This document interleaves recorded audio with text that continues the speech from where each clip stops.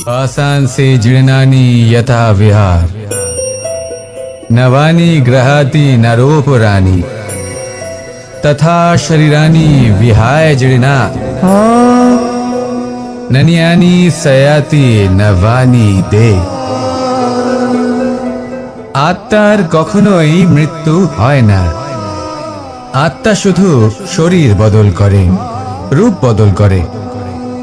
আর যেখানে আত্মার মৃত্যু হতে পারে না, সেখানে প্রেম কিভাবে সমাপ্ত হতে পারে?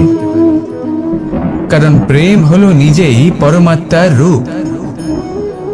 কখনো সে সীতার খোঁজে বনে বনে ছুটে বেরিয়েছে, কখনো সে রাধার প্রেমে বনকে বৃন্দাবন রূপে সাজিয়ে তুলেছে, কখনো সে কানাই রূপে গোকুলবাসীদের মন জয় করে নিয়েছে, আবার কখনো সে মাখন চোর নন্দলালের রূপে সবার মনে ভালোবাসার স্রোত বইয়েছে। কখনো নিজের হাতে বাঁশি নিয়ে তাতে ভালোবাসার সুর তুলেছে, আবার কখনো নিজের আঙুলে সুদর্শন চক্র ধারণ করে ধর্ম এবং প্রেমের বিরোধীদের সংহার করেছে।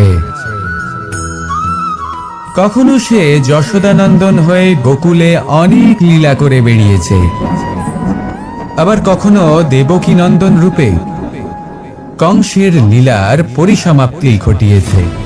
কখনো যুদ্ধ বিমুখ হয়ে প্রজাদের রক্ষা করেছে, আবার কখনো ধর্ম রক্ষার জন্য সে যুদ্ধে অবতীর্ণ হয়েছে সারথীর রূপে, এবং এই সংসারকে গীতার জ্ঞান প্রদান করেছে।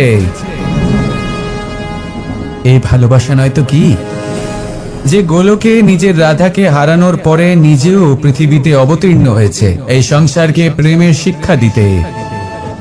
এই প্রেম ছাড়া আর কি, যে বৈকুণ্ঠে নিজের লক্ষ্মীকে হারিয়ে সেই সংসারে শ্রীনিবাসের রূপে এসেছে, এই সংসারে নিজের ভালোবাসাকে পেতে এসেছে।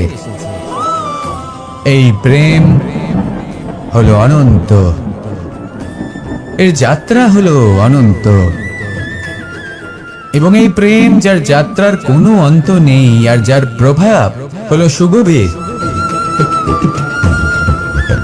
সেই পরমাত্মারূপী প্রেমকে এই প্রেম দূতের প্রণাম। আসুন আর আমার সাথে ভালোবেসে বলুন রাধা রাধা।